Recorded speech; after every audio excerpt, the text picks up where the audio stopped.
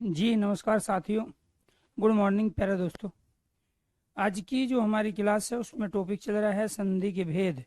और संधि के भेदों में अब तक जो हम कंप्लीट कर चुके हैं वो स्वर संधि के पांचों भी भेद हमारे हो चुके हैं। दीर्घ संधि, गुण संधि, वृद्धि संधि, इसके साथ यण संधि और अयादि संधि। कल कहाँ तक हमने कराया था? शायद विसर्ग संधि के बारे में भी आपको तमाम कंडीशन बता दी गई थी। ठीक है, एक बार मैं चेक कर लेता हूँ, या आप में से कोई एक बार स्टूडेंट बता दीजिए कि हम संधि पे कहाँ तक पहुँच गए थे। तो जैसे मैं जी सौरभ, श्वेता, वंदना, आकाश, करण, बबलू, संगम, आशीष, पंकज, कहाँ से शुरू करना था? विसर्ग। नीरज कह रहा है विसर्ग संधि। जी जी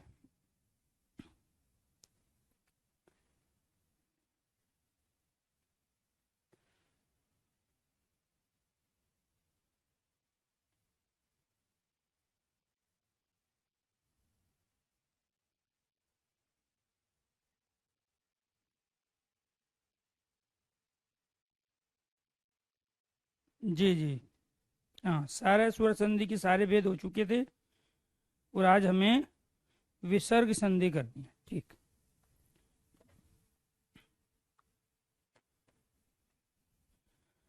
तो विसर्ग संधि में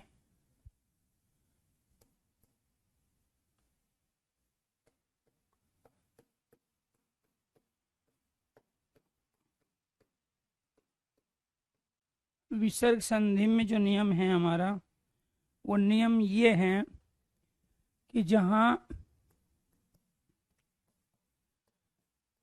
जहाँ विसर्ग का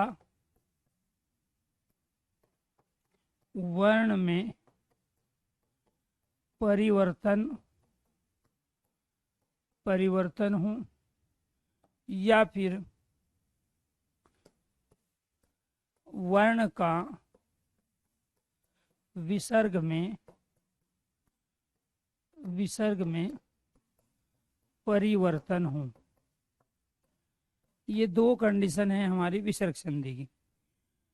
जैसे फॉर एग्जाम्पल हमने यहाँ पे शब्द प्रयोग कर लिया दुर्दिन।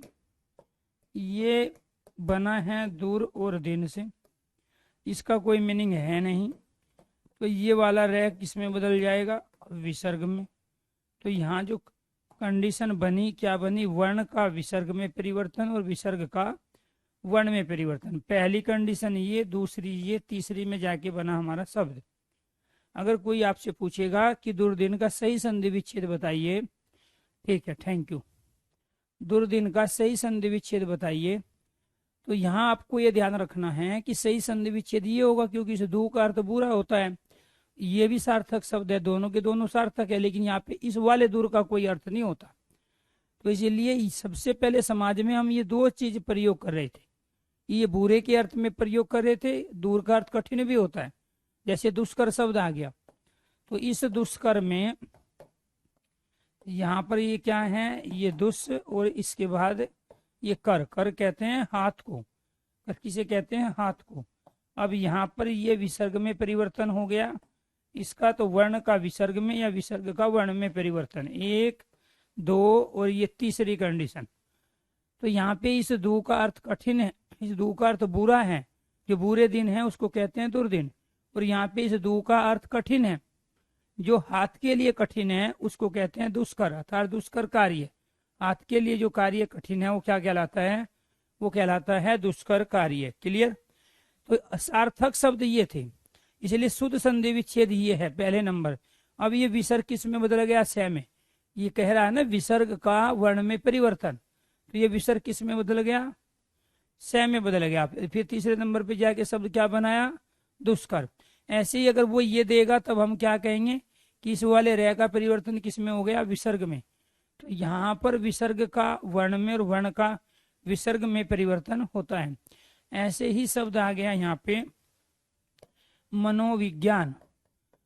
मनोविज्ञान में यहाँ पर ये मन है, इस वाले मन के विसर्ग का परिवर्तन किस में हुआ है? औ में हुआ है। इस वाले मन के विसर्ग का परिवर्तन औ में हुआ है। या फिर आप ये कहोगे कि ये औ किस में बदल गया? विसर्ग में। ये पहली कंडीशन, ये दूसरी कंडीशन। तो यहाँ ये जो औ आया है ये ए और ऊ के स्थान पे नहीं आया, क्योंकि परोपकार में आपको क्या बताया गया था गुण संधि में? परोपकार सर्वोदय सूर्योदय में यहाँ पे पर और उपकार, यहाँ पे क्या है? पर और उपकार। यहाँ से आया ए, इधर से आया ऊ, यहाँ पे बना था औ। तो ये जो औ बना यहाँ किसके स्थान पे? ए और ऊ से मिलके बना। लेकिन यहाँ जो ये औ आया है ये इस विसर्ग के स्थान पे आया। तो हम क्या कहेंगे? औ के स्थान पे विसर्ग और विसर्ग के स्थान पे औ का परिवर्तन। इसी वजह से कंडीशन क्या बनी? दो कंडीशन बनी। विसर्ग का या तो वर्ण में परिवर्तन हो जाता है या फिर कोई वर्ण विसर्ग में परिवर्तित हो जाता है। अब वे कौन कौन से वर्ण हैं जो विसर्ग में बदलते हैं? वे कौन कौन से वर्ण हैं जो विसर्ग में बदलते हैं?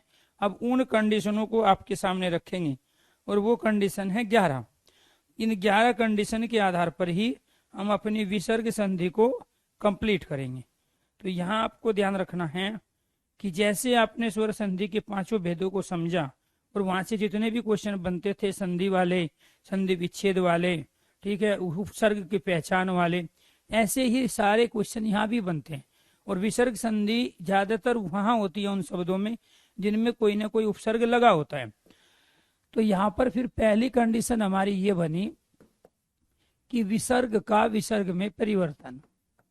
विसर्ग का विसर्ग में, ये वाले विसर्ग में परिवर्तन होता है। एक कंडीशन तो ये है विसर्ग का विसर्ग में परिवर्तन। अब विसर्ग का विसर्ग में परिवर्तन कैसे होगा? जैसे यहाँ शब्द आ गया प्रातः काल, ऐसे ही अतः एवं, पुनः आगमन। अब इसमें पूछ रहा है कौन सी संधि है, तो आप क्या करोगे? आप कहोगे कि यहाँ पे प्रातः, इसके बाद में काल, इसका संधि विच्छेद क्या कर दोगे? अतः एवं, इसका संधि विच्छेद क्या कर दोगे? पुनः, और ये क्या है हमारा? आगमन, पुनः आगमन। क्लियर? अब इसमें क्या हुआ? इसमें विसर्ग का विसर्ग में परिवर्तन हो गया। विसर्ग का विसर्ग में परिवर्तन किसी वर्ण में नहीं बदला है, विसर्ग विसर्ग में बदला है। तो ये क्या है? ये पहली कंडीशन हुई हमारी, विसर्ग का विसर्ग में परिवर्तन होके भी विसर्ग संधि बनती है। दूसरी कंडीशन क्या है? ये तैरने वाले रे का विसर्ग में परिवर्तन, तैरने वाले रे का विसर्ग में परिवर्तन होता है तो भी विसर्ग संधि बनती है। और ये परिवर्तन कैसे होगा? यहाँ पे शब्द आ गया निर्धन, निर्विरोध,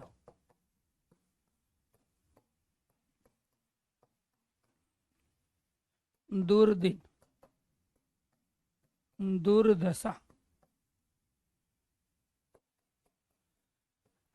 निर्विवाद और निर्विकार, एनीथिंग, और भी बहुत सारे शब्द बन जाएंगे। इससे कैसे करेंगे?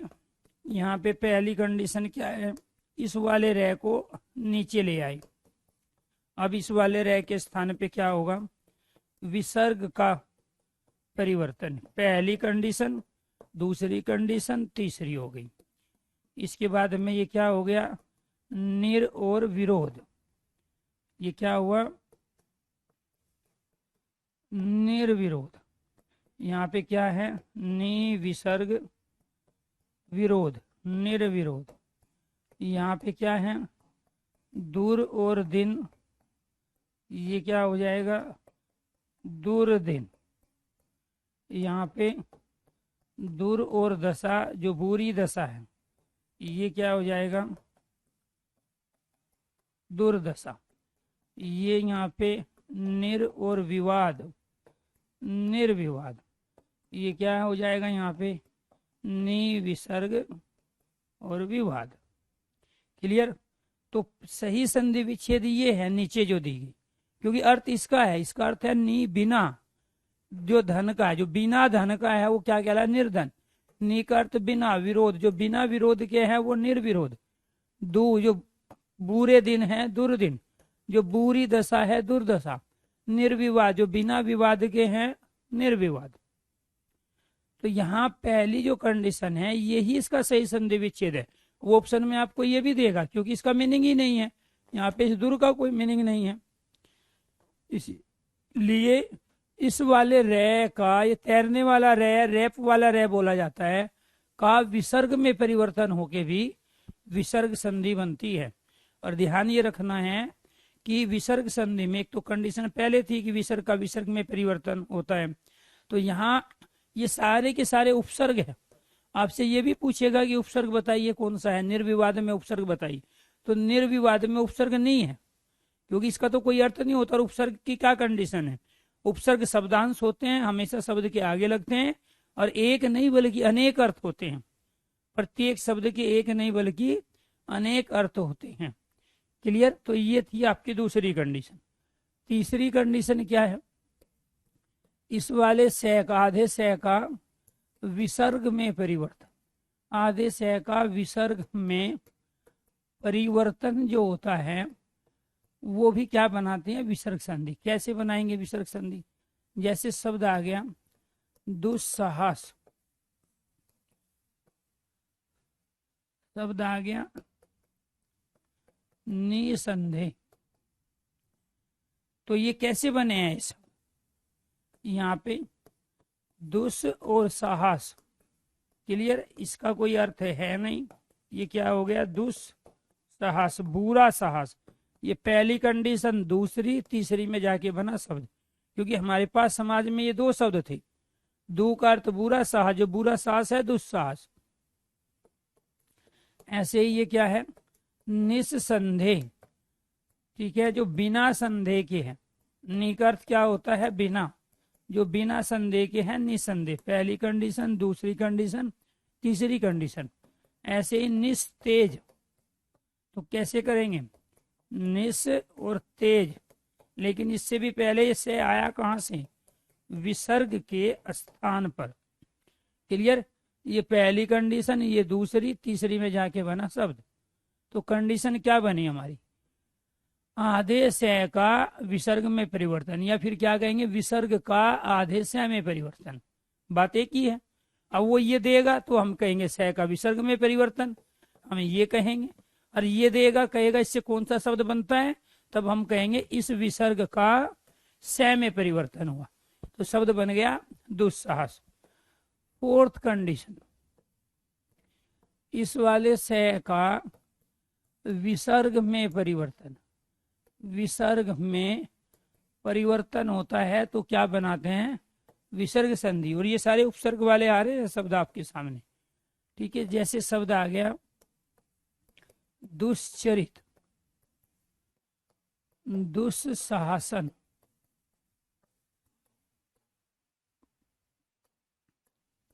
दुस्वर,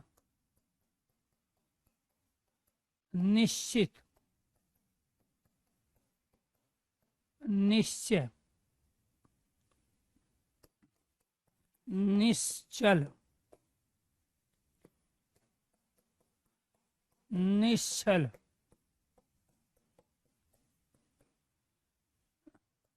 निशंक,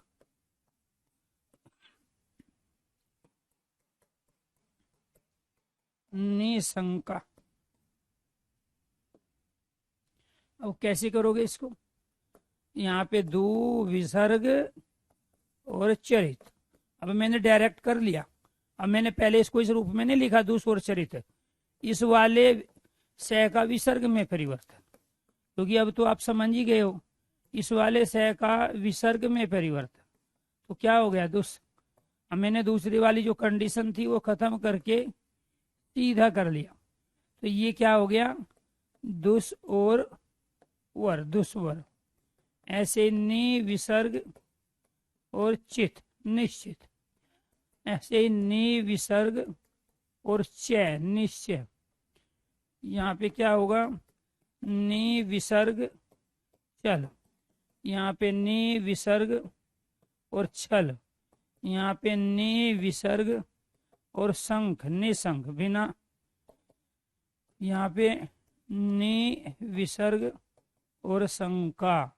तो यहाँ पे आपको ध्यान रखना है, इस वाले से का विसर्ग में परिवर्तन विसर्ग का से में परिवर्तन हुआ, इस वाले से का विसर्ग में और विसर्ग का से में परिवर्तन हुआ, ये आप कहोगे।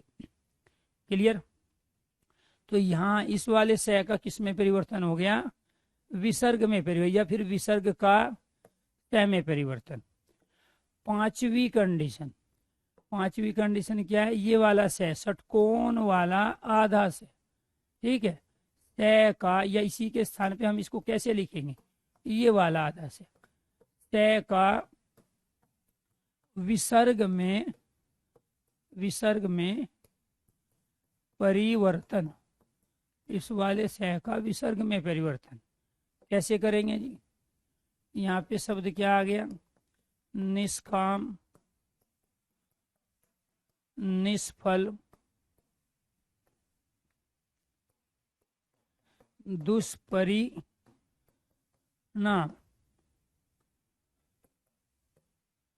दुष्कर। अभी इसका क्या होगा, ये बदल गए हमारे विसर्ग में, नि विसर्ग काम, ये बदल गया नि विसर्ग फल, निष्फल, ये बदल गया दुष्विसर्ग परिणाम, दुष्परिणाम, और ये बदल गया दुष्विसर्ग और कर। यहाँ पे क्या परिवर्तन हुआ, किसमें, विसर्ग का से में, से का विसर्ग में, विसर्ग का से में, से का विसर्ग में परिवर्तन हुआ। क्लियर। ये कितनी कंडीशन हुई, 5 कंडीशन। अब देखो, अब कोई आपसे पूछने लगे निष्फल में बताइए विसर्ग उपसर्ग कौन सा है, तो आप कहोगे नि उपसर्ग है। दुष्परिणाम में उपसर्ग बताइए, आप क्या कहोगे, दुष् क्या है, इसमें उपसर्ग है। दुष्कर में क्या है, दुष् उपसर्ग है। क्लियर। ये सारे उपसर्ग वाले थे, इसमें यहाँ पे नि उपसर्ग था, इसमें दो उपसर्ग है, इसमें सारे उपसर्ग से बने दो उपसर्ग, इसमें नि उपसर्ग है, इसमें यहाँ नि उपसर्ग है, इसमें यहाँ दो उपसर्ग है। तो विसर्ग संधि में अधिकांश एग्जाम्पल में, सारों में नहीं, अधिकांश में, क्योंकि इसमें तो कोई उपसर्ग नहीं है, प्रातः काल अतः अमर पुन, तो ये इनमें उपसर्ग नहीं है। तो आपको ये ध्यान रखना है, ये क्या है, प्रातः अतः और पुन, ये हमारे तीनों के तीनों क्या है, अव्यय शब्द है। तो इसीलिए आपको ध्यान रखना है, ये अविकारी शब्द है, इसमें नहीं है। लेकिन बाकी जो कंडीशन हमने बताई उनमें सब में उपसर्ग का प्रयोग हो रहा था, और उपसर्ग हम उसे कहते हैं, अब इन पांचों की पांचों कंडीशन उपसर्ग उसे कहते हैं जो शब्दांश किसी शब्द के आगे लगता है और जिसके एक नहीं अनेक अर्थ होते हैं। ठीक है, तो ये आपको ध्यान रखना। अब यहाँ जो कंडीशन बनी, क्या बनी, इसको आप इस छोटी सी चीज में रख लो। यहाँ पे एक हमारा क्या आया, विसर्ग आ गया, एक हमारा क्या आया, तैरने वाला रहे, एक क्या आया, ये वाला से, एक ये वाला से, तो 3 से होते हैं। क्लियर। तो इसका मतलब क्या हुआ, इसका मतलब ये हुआ, ये सारे के सारे किस में बदल जाते हैं, ये बदल जाते हैं विसर्ग में। ये किस में बदल जाते हैं, ये विसर्ग में बदल जाते हैं। क्लियर। यहाँ पे क्या लिख दोगे, यहाँ लिख दोगे परिवर्तन। क्या लिखोगे, परिवर्तन, विसर्ग का विसर्ग में परिवर्तन। यहाँ लिख दोगे परिवर्तन, किसका परिवर्तन, विसर्ग का विसर्ग में परिवर्तन। तो ये कंडीशन है। तो आपको ये ध्यान रखना है, ये हमारी विसर्ग संधि की पहली कंडीशन है जो हमने पढ़ी। अब ये तो ये कहो कि ये सारे किस में बदल जाते हैं, विसर्ग में, या फिर ये कहो कि ये सारे के सारे किस में बदल जाते हैं, ये सारे के सारे किस में बदल जाते हैं, या फिर आप ये कहो विसर्ग इनमें बदल जाता है या ये विसर्ग में बदल जाते हैं। जो भी मैंने अब तक समझाया उसको यहाँ इस शॉर्ट ट्रिक में रख दिया आपको, कि जहां भी तीनों तरह के छोटे से, आधे से आएंगे, स्वर रहित से आएंगे, क्लियर, तो वो सारे क्या बदल जाते हैं, विसर्ग में, या उनके स्थान पे क्या आ जाता है, विसर्ग। और जो तैरने वाला रह होता है वो भी विसर्ग में बदल जाता है। और विसर्ग किस में परिवर्तित होता है, विसर्ग में। जैसे पहली कंडीशन आपको ये बताई, दूसरी ये, तीसरी ये, चौथी ये, पांचवी ये, पीछे पांचवी तो कंडीशन बताई, पांचवी कंडीशन यही थी। क्लियर? अगर यहां तक ये पांचों कंडीशन समझ में आ गई है तो आप एक बार ओके कीजिए, यस कीजिए। पांचों कंडीशन अगर समझ में आ गई है तो आप सारे स्टूडेंट एक बार ओके कीजिए, यस कीजिए, क्योंकि विसर्ग संधि में हम आधा काम कर चुके हैं। यहां तक क्लियर है जी? Very good, thank you. तो आपको ये ध्यान रखना है, उसको ध्यान नहीं रखना है, आपको ये ध्यान रखना है, ठीक है, कि जहां भी विसर्ग आता है, तैरने वाला रहे, तीनों तरह के से आते हैं, इनके स्थान पे विसर्ग का परिवर्तन है हो जाता है, इनको आपको ध्यान रखना है। वेरी गुड, चलो कोई डाउट नहीं, आगे बढ़ो। दूसरी कंडीशन क्या है उसको देखो। दूसरी कंडीशन ये है कि अगर कहीं मन का विसर्ग आता है, किसका आता है? मन का विसर्ग, या यस आ जाए कहीं, या तप आ जाए कहीं, या अद आ जाए कहीं, या पे आ जाए, या सत आ जाए, या रज आ जाए, या तम आ जाए, इन सब के जो विसर्ग है ना, इन सब के जो विसर्ग है, ये वाले सारे के सारे, ये सारे के सारे क्या है, ये सारे के सारे क्या है, किस में बदल जाते हैं? ये औ में परिवर्तित हो जाते हैं। किस में परिवर्तित हो जाते हैं? ये हो जाते हैं हमारे औ में परिवर्तित। यहाँ पे क्या लिखेंगे? यहाँ पे लिखेंगे परिवर्तन। क्या लिखेंगे? परिवर्तन। यहाँ पे क्या लिखेंगे? यहाँ पे लिखेंगे परिवर्तन। क्लियर? यानी कि मन के विसर्ग का औ में परिवर्तन, यस के विसर्ग का औ में परिवर्तन, तप के विसर्ग का, अद के विसर्ग का, पय के, सत के, रज के, तम के विसर्ग का औ में परिवर्तन होता है। ठीक है, जैसे यहाँ पे ये विसर्ग और ये वाले किस में बदल रहे थे? विसर्ग में। ऐसे ही ये जो शब्द होते हैं इनके विसर्ग का परिवर्तन औ में हो जाता है। या फिर हम ये कहेंगे, अगर वो ये देगा कि औ इन सब में परिवर्तित हो जाता है, विसर्ग संधि कंप्लीट, खत्म हो गई। तो आपको ये ध्यान रखना है, ये पहली कंडीशन है और ये दूसरी कंडीशन। अब इसके सारे एग्जाम्पलों को समझेंगे ध्यान से। जैसे फॉर एग्जाम्पल, मैंने यहाँ शब्द ले लिया मनोज। अब ये जो मनोज बना कैसे है? ये मन विसर्ग और जय, जय मतलब जन्म लेना, तो जो मन चित्त से जन्म लिया है वो मनोज कहलाता है। तो यहाँ पे इस विसर्ग का परिवर्तन किसमें हुआ? इस विसर्ग का परिवर्तन इस वाले औ में हुआ, या हम ये कहेंगे इस औ का परिवर्तन इस विसर्ग में हुआ। तो यहाँ पहले मन था, जय था, तभी तो मनोज बना। ये नहीं होता तो आज मनोज भी नहीं बनता। तो मन कहते हैं चित्त को, अंतकरण को, जो अंतकरण से चित्त से जन्म लिया है वो क्या कहलाया? वो मनोज कहलाया। क्लियर? ऐसे ही यहाँ पे शब्द आ गया हमारा तपोवन। तो ये जो तपोवन बना, ये कैसे बना तपोवन? यहाँ पे तप के विसर्ग का औ में परिवर्तन हुआ है। तप के विसर्ग का औ में परिवर्तन हुआ है। क्लियर? तो ये आपको ध्यान रखना है। ठीक, तो ऐसे ही इनमें होगा सारा। अब इसी को लेते हैं डिटेल से। चलो जी, इसके बाद है 6 कंडीशन। 5 तो आप पढ़ चुके हो।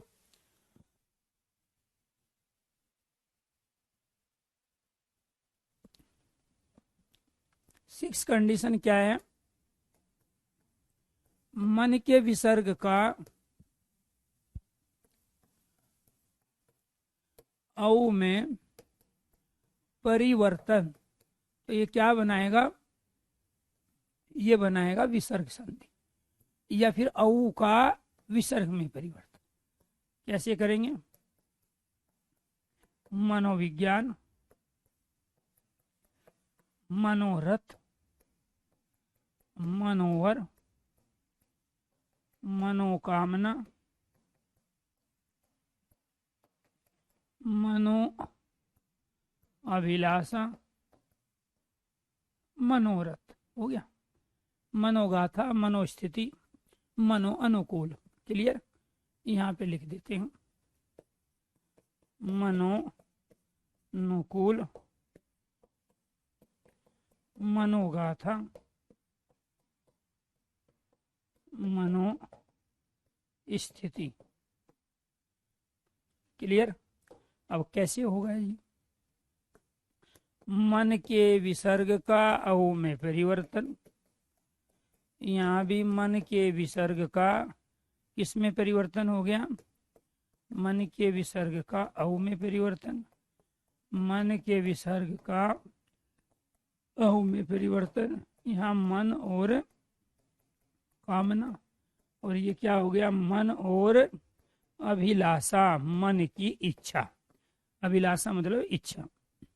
मनो अनुकूल, मन विसर्ग अनुकूल, मनो अनुकूल। यहाँ मन विसर्ग गाथा, मनोगाथा। यहाँ पे मन विसर्ग स्थिति, मन विसर्ग स्थिति, मनोस्थिति। क्लियर। तो ये ध्यान रखना है कि यहाँ पे कंडीशन क्या हुई? यहाँ पे विसर्ग का औ में परिवर्तन। किसका? इस वाले का। विसर्ग का औ में परिवर्तन, औ का विसर्ग में परिवर्तन, विसर्ग का औ में परिवर्तन, औ का विसर्ग में परिवर्तन। ये कंडीशन है। मन कहते हैं चित्त को, मन कहते हैं अंतकरण को।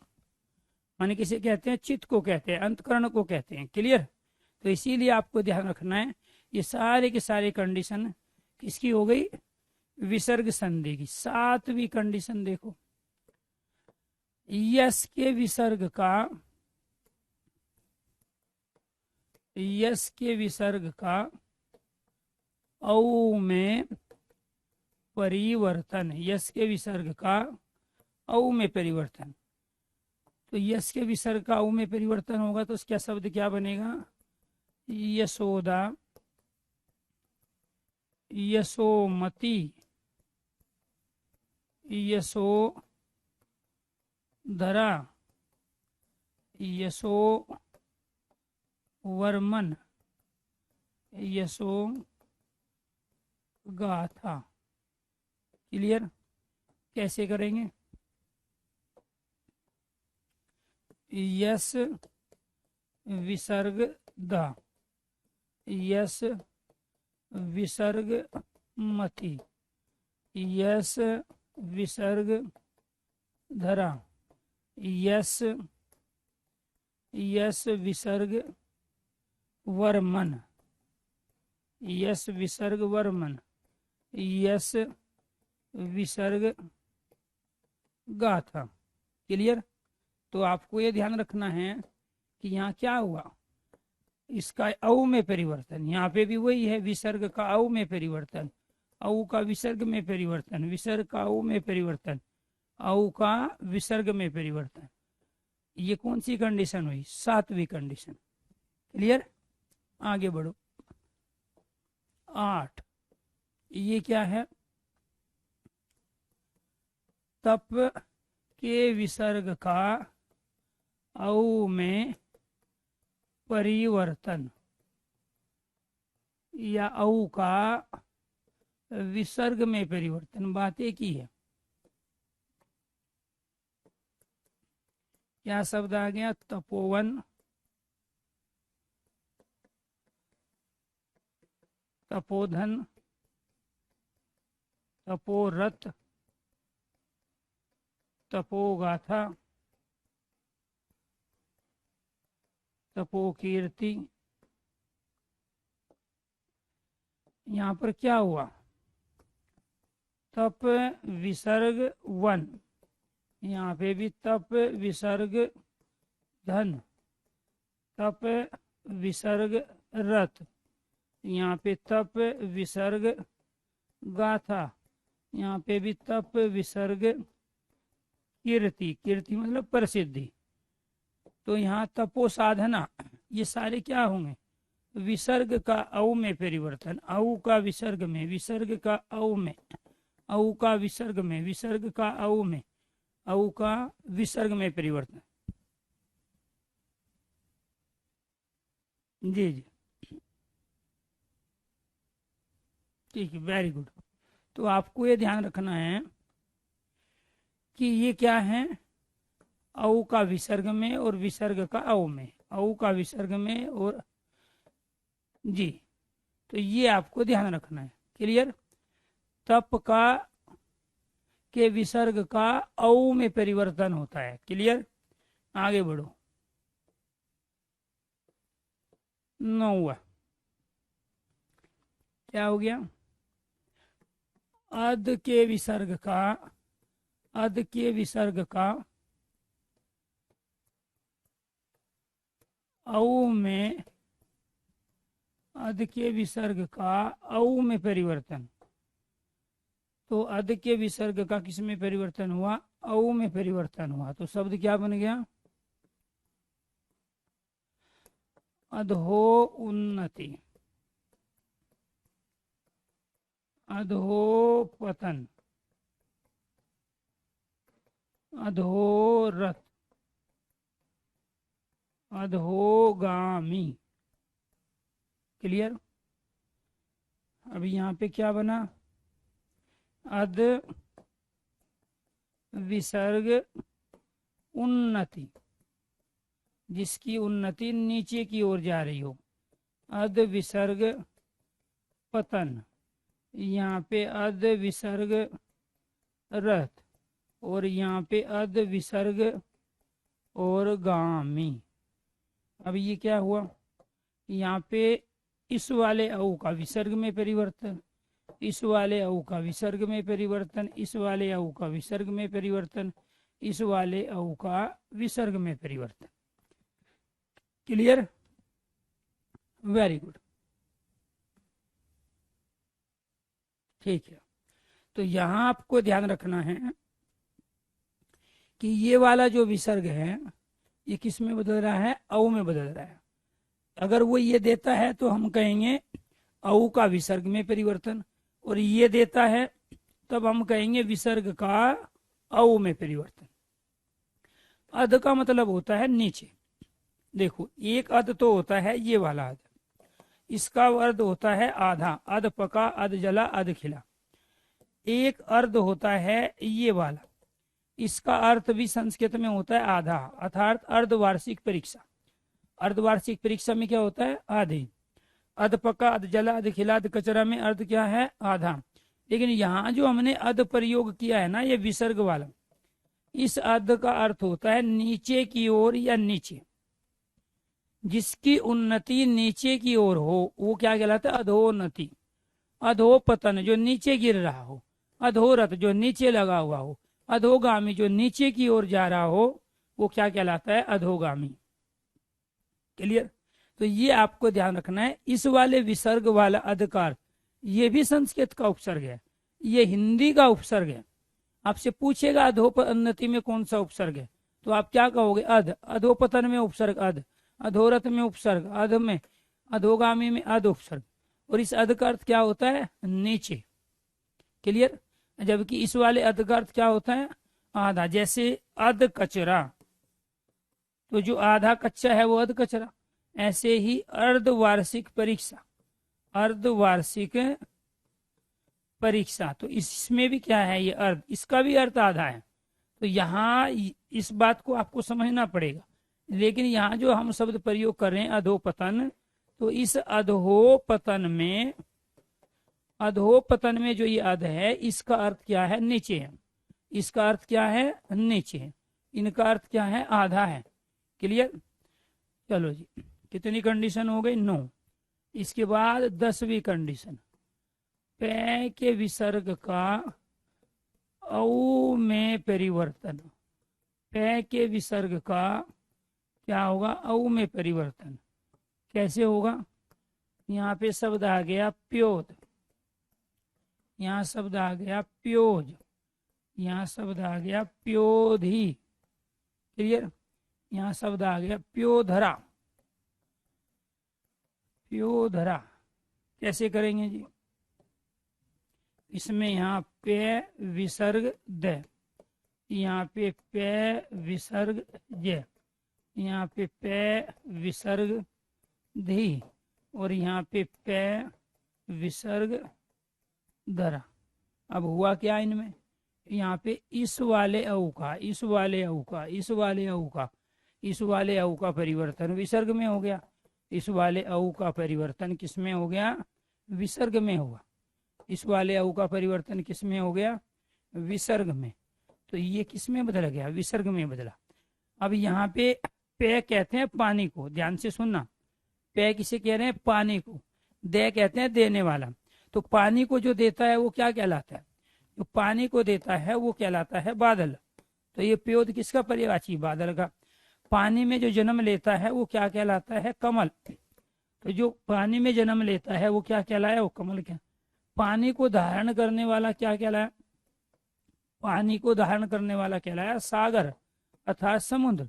प्योधरा, पानी वाली जो जमीन है, भूमि है, वो क्या कहलाया, प्योधरा। क्लियर।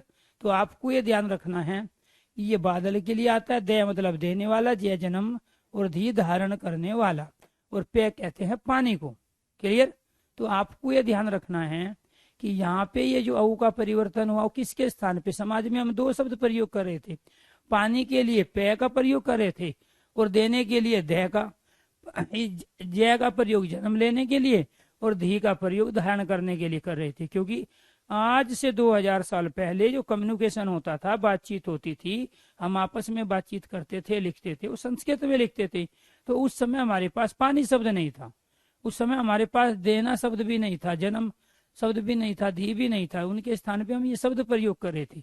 तो पुराने शब्दों के वर्णों में परिवर्तन करके, या वर्ण के स्थान पर विसर्ग, या विसर्ग के स्थान पे वर्णों को लाके, या दो वर्णों को आपस में मिला के, तभी तो संधि बनाते हैं हम।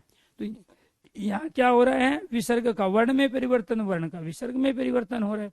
क्लियर। तो ये क्या है हमारा, पे का विसर्ग में परिवर्तन, या औ का विसर्ग में परिवर्तन।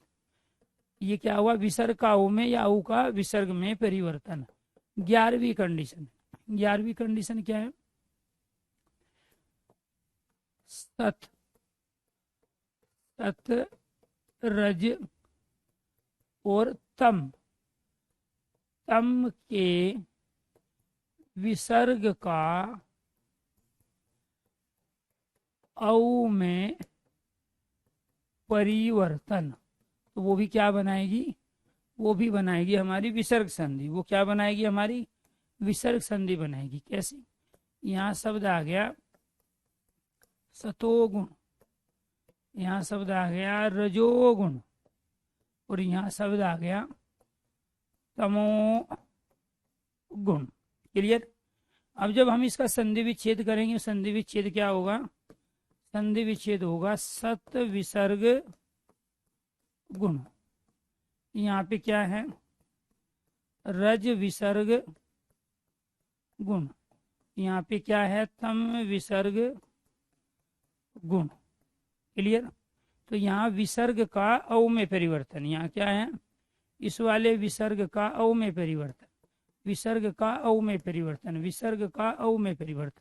तो यहाँ क्या है, ये वाला, ये क्या है यहाँ पे, तो आपको ध्यान रखना है, विसर्ग का औ में, औ का विसर्ग में, औ का विसर्ग में, विसर्ग का औ में परिवर्तन। तो ये ध्यान रखना, यानी कि यहाँ पे ये जो विसर्ग है, इसका किस में परिवर्तन होगा, औ में, इसका विसर्ग का किस में परिवर्तन होगा, औ में परिवर्तन होगा। ठीक है। अब क्या गलती करोगे आप इसको कर दोगे सत और गुण, ये ध्यान रखोगे नहीं। चलो यहाँ से हमने ए ले लिया, तय में से आप भूल गए कि ये विसर्ग, लेकिन यहाँ ऊ है कहीं पर, यहाँ पहले तो गे आएगा ना आधा, बाद में आएगा ऊ, तो हमें तो बाद वाले का पहला लेना होता है। तो यहाँ ए और ऊ को मिला के अगर औ बनता तो गुण संधि होती ना। तो इसीलिए यहाँ क्या है, ये विसर्ग का परिवर्तन औ में होता है। तो ये बहुत ज्यादा गलती करते हो आप, बीच में एक मात्रा देखिए औ की गुण संधि, अरे पहले ये तो देखो ये औ आया कहाँ से है, औ आया है विसर्ग के स्थान पे। क्लियर। वह गुण संधि तो तब होती ना जब ए और ऊ मिलके बनता, जैसे महोदय शब्द आ गया, महोदय, तो ये इसमें क्या है, एक महा है और दूसरा क्या है, उदय है। यहाँ से हमने आ ले लिया, इधर से हमने ऊ ले लिया, तो क्या बना लिया, औ ले लिया, इसमें गुण संधि हुई ना, इसमें गुण संधि है, इसमें भी तो हुआ। तो ये गलती करोगे आप, कि बीच में एक मात्रा गुण संधि, बीच में एक मात्रा गुण संधि, जबकि खुद कंडीशन बता रहे हैं कि 11वीं कंडीशन क्या है। और विसर्ग संधि में जो भी एग्जाम्पल पूछेगा वो इसी में से पूछेगा जो हमने लिख के दे दिया आपको। ठीक है, तो ये ध्यान रखना है आपको कि यहाँ पे क्या है, ये हमारे अंदर 3 गुण होते हैं हम, ठीक है, उनमें से किसी एक की अधिकता होती है, उसे आधार पे हम अच्छे और बुरे कहलाते हैं। जैसे राम है, कृष्ण है, जितने महापुरुष है वो सतोगुणी है। ठीक है, रजोगुणी हम और आप ज्यादा है, दूसरे का भी ले भी लेते हैं, दूसरे को दे भी देते थे। और ये क्या है, तमोगुणी, दूसरे का ले तो लेते हैं, देते कुछ नहीं है, दूसरे का जबरदस्ती छीन लेते हैं। तो जो धोखाधड़ी करते हैं, अहंकारी होते हैं, चोर चकारी होते हैं, व्याभिचारी होते हैं, वो सब तमोगुणी है। ठीक है, तो ये आपको ध्यान, जैसे ये सोना है तो ये चांदी है तो ये लोहा है। ठीक है, तो यहाँ पे रज का मतलब क्या है, दूसरे का आवश्यकता पड़ने पर ले भी लिया, दूसरे को दे भी दिया। ठीक है, मतलब जैसे को तैसा व्यवहार कर लिया, किसी ने बुरा किया है हमारे साथ, हमने भी बुरा कर दिया। ठीक है, अब ये सतोगुणी क्या हुआ, सतोगुणी हम उसे कह रहे हैं हमारे साथ बुरा हो जाए लेकिन हम किसी के साथ बुरा नहीं करेंगे, तो वो क्या कहलाते हैं, सतोगुणी कहलाते हैं, ये परोपकारी होते हैं। क्लियर। अब लास्ट कंडीशन बची एक हमारी, और वो क्या है, 12वीं, विसर्ग संधि कंप्लीट हो जाएगी। अब यहाँ आपको ध्यान रखना है, क्या ये शब्द आ गया हमारे पास, निरोग, नीरस, नीरज और नीरव। अब इसमें पूछ रहा है कौन सी संधि है, तो कैसे करेंगे जी हम, यहाँ पे ये नी विसर्ग और रोग, निरोग, यहाँ पे क्या हुआ, नी विसर्ग और रस, नीरस, यहाँ पे नी विसर्ग और रज, यहाँ पे क्या हो गया, नी विसर्ग और रव। क्लियर। अब नोट करके चीजें लिखो, क्या लिखना है, नोट करके, नोट करके लिखना है, यदि विसर्ग के बाद, विसर्ग के बाद रे या रे से बने शब्द आए, रे से बने कोई शब्द आए, कोई शब्द आए, कोई शब्द आए, तो नी के ई का परिवर्तन, नी के ई का परिवर्तन बड़ी ई में हो जाता है। ये नियम है, ये रूल है। अब आप क्या करते हो, अब तक आपने क्या किया, आपसे पूछ लिया वर्तनी बताइए जी सही कौन सी है। एक शब्द तो दे दिया ये वाला निरोग, दूसरा दे दिया ये वाला निरोग, इसके बाद दे दिया दोनों सही है, दोनों सही है, और फिर दे दिया कोई सही नहीं है, कोई सही नहीं है। अब आपका आंसर क्या होगा, राइट आंसर बताइए जी। 4 ऑप्शन आपको दिए गए हैं और पूछ रहा है कि निरोग से संबंधित कौन सा विकल्प सही है, निरोग शब्द की दृष्टि से कौन सा विकल्प सही है, शुद्ध वर्तनी कौन सी है। 4 ऑप्शन है, 1, 2, 3 और 1, 4। ठीक है, वेरी गुड, कोई सही नहीं है। जी जी, वेरी गुड, क्या बात है। सबको आंसर देना है, जितने भी स्टूडेंट लाइव हैं सबको आंसर देना है। जी, वेरी गुड, क्या बात है। इसमें से सही क्या हुआ, इसमें सही हुआ सेकंड वाला, यही तो चीज बता रहे हैं आपको। यहाँ जो ये निरोग लिखा है ये वर्तनी सही, किताबों में ये लिखा हुआ ये गलत है। ठीक है, ये नीरज सही है, ये नीरज सही है, ये नीरव सही है। तो निरोग में छोटा नी नहीं आता, निरोग में बड़ा ही आता है, और वो यही बताता है। ये थी कंडीशन। ठीक है, इस वाले विसर्ग का परिवर्तन है, या तो आप ये कहो बड़े ई में हुआ, या आप ये कहो कि छोटे ई का बड़ा ई हो गया। क्यों ये छोटे ई का बड़ा ई क्यों हो गया, क्योंकि यहाँ है विसर्ग, विसर्ग के बाद रे आया है, यहाँ पे है विसर्ग, विसर्ग के बाद रे आया है, यहाँ है विसर्ग, विसर्ग के बाद रे आया है, यहाँ है विसर्ग और विसर्ग के बाद रे आया। ये तो यही तो कह रहा है, यदि विसर्ग के बाद रे या रे से बने शब्द, रे से बना कोई शब्द आए, रे से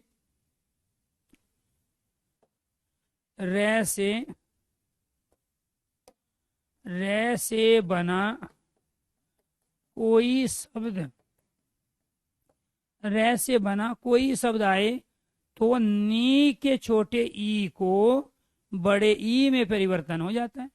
अब ये वाला छोटा ई किस में बदल गया, बड़ा ई। ये छोटा ई किस में बदल गया, बड़ा ई में। ये छोटा ई बड़ा ई में बदल गया, तब जाके वो शब्द बने। ये भी विसर्ग संधि के ही उदाहरण है, और इनमें से ये सारी वर्तनी सही है। तो ये क्या है, हमारा विसर्ग संधि कंप्लीट हो गया। क्या हो गया, विसर्ग संधि हो गया है कंप्लीट। क्लियर। इसके बाद अगर ये चीज समझ में आ गई है तो एक बार ओके कीजिए, यस कीजिए। एक बार ओके कीजिए, यस कीजिए। ये चीजें समझ में आ गई जी। अब क्या करना हमें, व्यंजन संधि। ये क्या करना है, व्यंजन संधि। ठीक है, यहां तक क्लियर है सारी चीजें। चलो, वेरी गुड। ठीक ठीक। अब व्यंजन संधि को करेंगे हम कल। आपका कोई डाउट अगर है किसी भी तरह का, आप डाउट पूछिए। हाँ, करवाएंगे, सब कुछ करवाएंगे, पहले संधि कंप्लीट हो जाने दो। ठीक है, ये कंप्लीट होते ही आपको उपसर्ग और प्रत्यय कराएंगे उसके बाद में। ठीक, किसी भी तरह का कोई डाउट इसमें, विसर्ग संधि में या स्वर संधि के पांचों भेदों में जो आपने कल कंप्लीट किया, किसी भी तरह का कोई डाउट अगर है तो बताइए।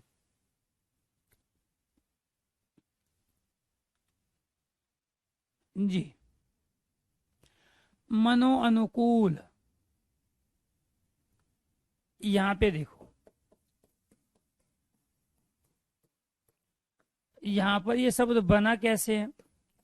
समाज में पहले ये दो शब्द थे, मन और अनुकूल। मन कहते हैं चित्त को, ठीक है, जो चित्त के अनुकूल है। तो इस वाले विसर्ग का किस में परिवर्तन हो गया, औ में परिवर्तन हुआ। तो मनोनुकूल का मतलब जो मन के अनुकूल है, जो चित्त के अनुकूल है, जो अंतकरण के अनुकूल है, वो मनोनुकूल है। अब आप क्या करते, अगर विसर्ग नहीं लगाते तो यहाँ मन करते, इधर यहाँ अनुकूल करते। तो ये क्या करते हैं, यहाँ से ए ले लिया, इधर से यहाँ ए ले लिया, तो ये क्या बन गया, आ। यहाँ आ है कहीं, यहाँ तो औ है। तो ये औ कहाँ से आया, ये विसर्ग से आया। तो ये वाली संधि विच्छेद गलत है, ये वाली संधि विच्छेद सही है। ठीक है,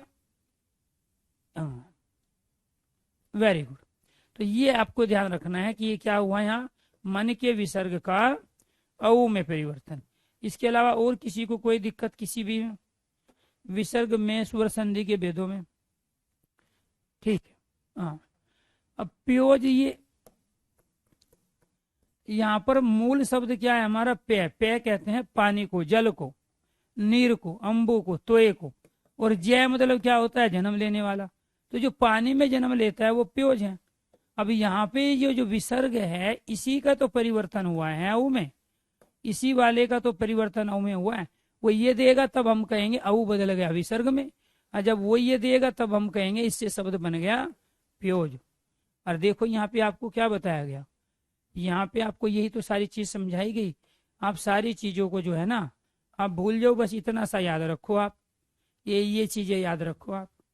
ठीक है, ये सारी, ये क्या थी, ये हमारी पहली 5 कंडीशन थी, इसके बाद में ये कंडीशन थी, ये सारा विसर्ग संधि हो गया। ये 2 कंडीशन में ही पूरी विसर्ग संधि आ गई। और मैंने जितने एग्जाम्पल दिए विसर्ग संधि, क्लियर, मैंने जितने भी एग्जाम्पल दिए वे सब इसी कंडीशन के तो थे। ठीक है, तो आपको ये ध्यान रखना है, कहीं पे भी विसर्ग आएगा विसर्ग में बदलेगा, तैरने वाला रहे विसर्ग में बदलेगा, ये वाला से विसर्ग में बदलेगा, ये वाला से विसर्ग में बदलेगा। यानी कि तीनों तरह के आदेश है विसर्ग में परिवर्तित हो जाते हैं। ऐसे अगर किसी शब्द के आरंभ में मन आता है, यस आता है, तप आता है, अद आता है, पे आता है, सत आता है, रज आता है, तम आता है, तो आंखें बंद, विसर्ग संधि। क्यों, क्योंकि इनके विसर्ग का परिवर्तन औ में हो जाता है, या औ का परिवर्तन किस में हो जाता है, विसर्ग में हो जाता है। जी, वेरी गुड। तो ये क्या है अपने आप में, ठीक है, हाँ। तो यहाँ पर आपको ध्यान रखना है कि ये सारी कंडीशन किसकी है, हमारी विसर्ग संधि। अब बहुत सारे क्या करते हैं जी, सर जी मनमोहन में संधि। अब यहाँ पे हमने ले लिया मनमोहन, अब यहाँ पे हमने क्या कर लिया जी, ये कर लिया मन और मोहन। अब यहाँ मात्रा औ की इस पे थोड़े ही है यहाँ, अरे इस पे मात्रा होती, ठीक है, तभी तो हम यहाँ विसर्ग संधि कर सकते थे। तो मनमोहन में कोई संधि नहीं, मनमोहन में क्या है, दो शब्दों का योग हुआ है, और जब दो शब्दों का योग हुआ है तो ये समास हुआ, मन को मोहने वाला। क्लियर? तो आपको ये ध्यान रखना है कि यहाँ पर क्या है, ये समास है, जरूरी थोड़ी दुनिया के सारे शब्दों में जो है संधि होगी। हाँ बिल्कुल, तपोभूमि में है, और तपोभूमि आती है तो यहाँ पे क्या हुआ, यहाँ पे तप विसर्ग और भूमि, तपोभूमि, इस वाले विसर्ग का औ में परिवर्तन हुआ। ये समास का उदाहरण था, इसमें कोई संधि है ही नहीं। ठीक है, तो आपको ये ध्यान रखना है कि यहाँ पर इस वाले विसर्ग का औ में परिवर्तन नहीं हुआ है, बल्कि मन और मोहन, मन को हरने वाला, ठीक है, तो वो क्या कहलाया, समास कहलाया, और तपोभूमि क्या कहलाई, आपकी संधि कहलाई। तो इस तरीके से आपको इन सब जो कॉन्सेप्ट आपको बताया इसके आधार पे आपको चलना है। चलो जी, आज के लिए इतना ही, बाकी कल जो क्लास होगी वो होगी व्यंजन संधि की। ठीक है, धन्यवाद।